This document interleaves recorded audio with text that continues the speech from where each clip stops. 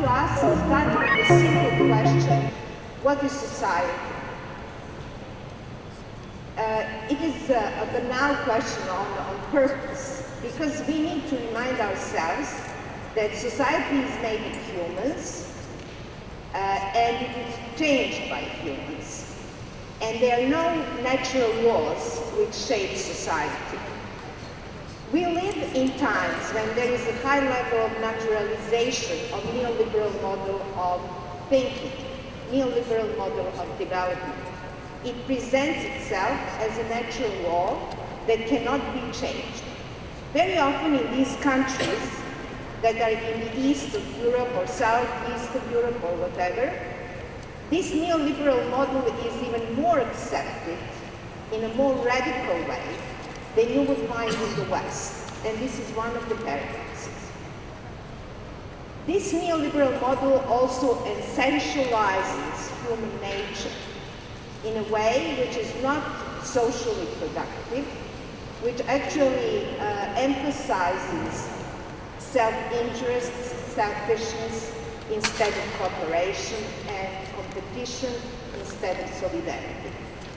There is a discourse pollution in all fields, in public discourses. Media discourses are polluted with this discourse.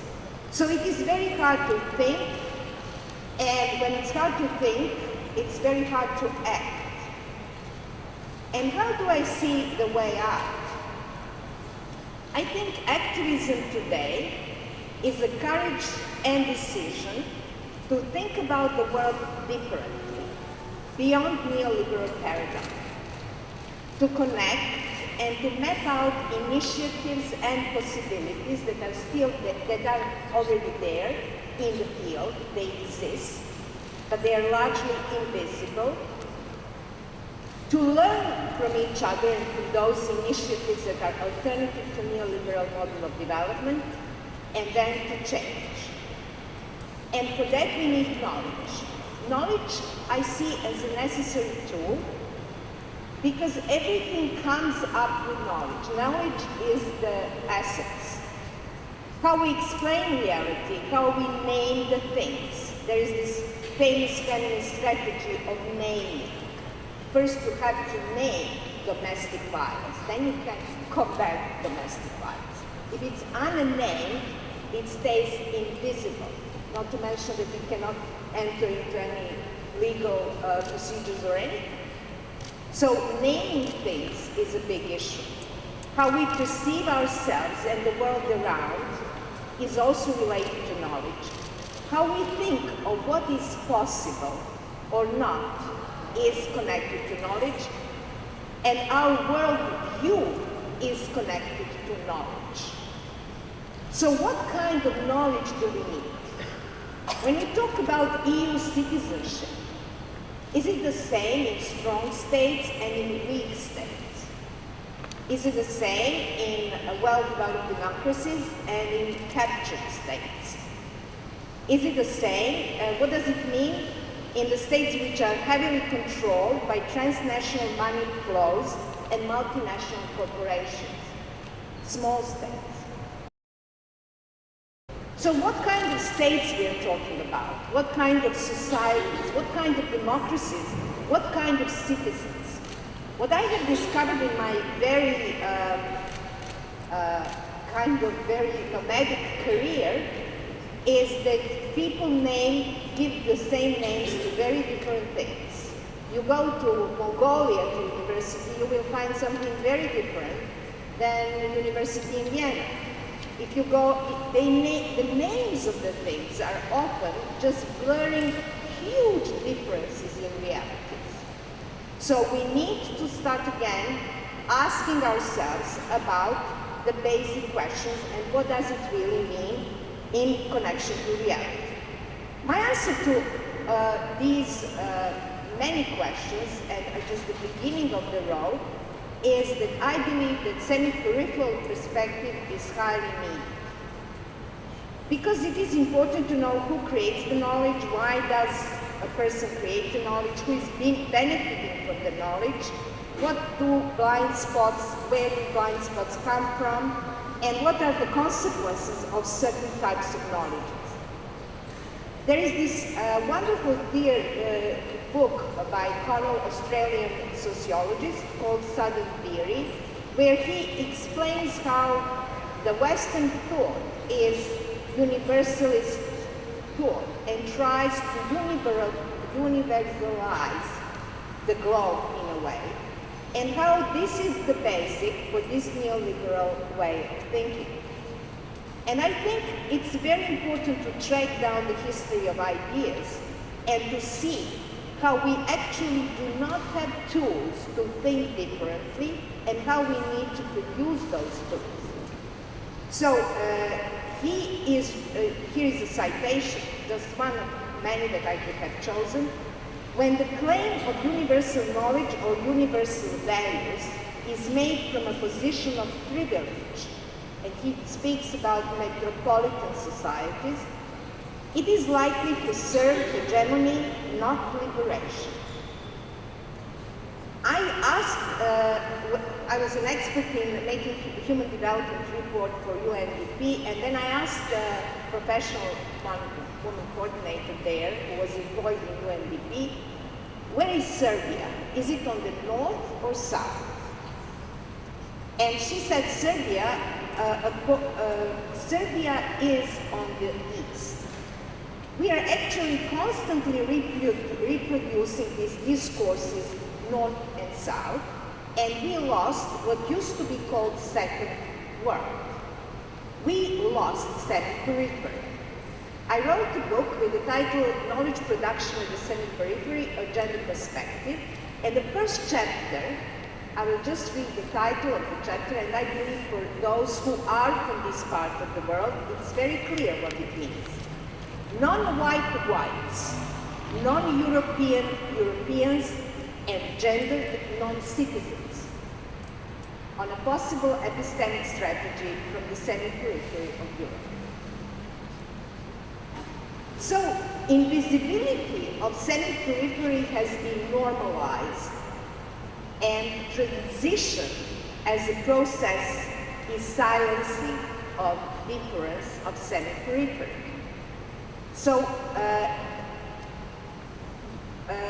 actually, there is non-existence of theoretical discourse that covers semi-periphery. So semi-periphery, regardless of all evidences, theoretizes self-reflection and endless and repeated efforts to communicate the difference in relation to the West and in relation to periphery, still stay unnamed and unreferred to. And one of these examples is non-existence of post-communist feminist discourse. For example, we have post-colonial feminist discourse, but there is nothing like post-communist feminist discourse.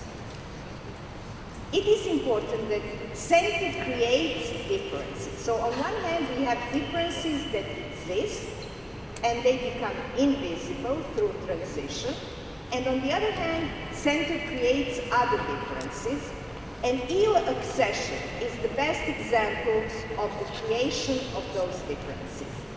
EU is a vague process.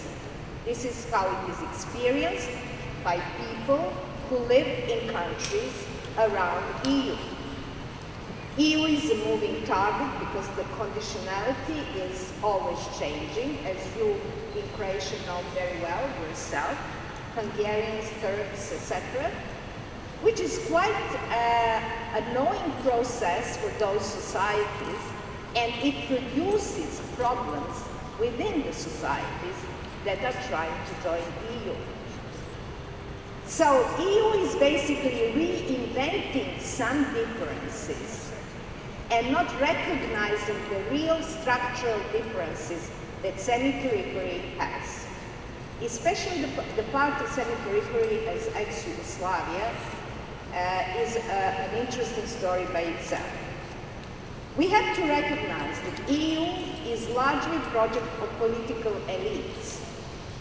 It is empowering elites of the semi-periphery as well, And it actually helps the process of alienation of those elites from the rest, from the citizens. It creates expensive states, expensive bureaucracies, without the real possibility for democratic control. This is what is going on. On the other hand, we have this essentializing of the Balkans, which became a very unfortunate process starting from the 90s. If any of you remember Yugoslavia from the 80s, then you must also remember that it was very differently interpreted then than in the 90s. There is this shift towards, wild tribes of the Balkans, and then some more civilized and others less civilized. Recently, there was a conference with the title Doing Gender, Doing Balkans, and I wrote a text with the title Undoing Gender, Undoing Balkans, arguing that we need to deconstruct and de-essentialize both of the constructs. And that actually feminist epistemology is a very good starting point for understanding the relevance of essentialization. We have this phenomenon that Igor mentioned of forgetting past, neglecting past, forceful forgetfulness about so many of the commonalities that existed here. Tonight you will go to cinema, which used to be called Balkans. Now it's called Europe. Actually, this was one of the first changes, as far as I remember, with the independence of Croatia. So distancing from the Balkans that has been constructed the way it has been constructed meanwhile is a very interesting thing. So when I talk about semi-periphery, I would actually like to argue for a different knowledge paradigm. And this is how, in short, I elaborate on this paradigm. First of all, it's very important that semi-periphery exactly because the center exists. As one of our sociologists said, semi-periphery, center is creating semi-periphery, not according to its image, but according to its needs. At the end, I would say that we need to make alternative worldview, and that needs to be developed not on the basis of victimhood, that we are victims more or less, who is victim, but on the basis of understanding our agency and possibility of resistance, starting with knowledge first. And I would argue that we need a very different agenda of development that would be related to value and relevance of care economy. So the care economy should be in the center, and quality of life. There is enough of literature already on that, but some further integration needs to be done so that we make a common platform, so to say. And we can create this new platform, indeed, for citizen engagements. And this platform can feed regeneration societies, heal societies that are quite wounded societies, exhausted by predatory states, captured states by political elites, which more and more construct themselves as departments of multinational corporations beyond the control of citizens and distancing from citizens' everyday life needs. So, I would finish here because my time is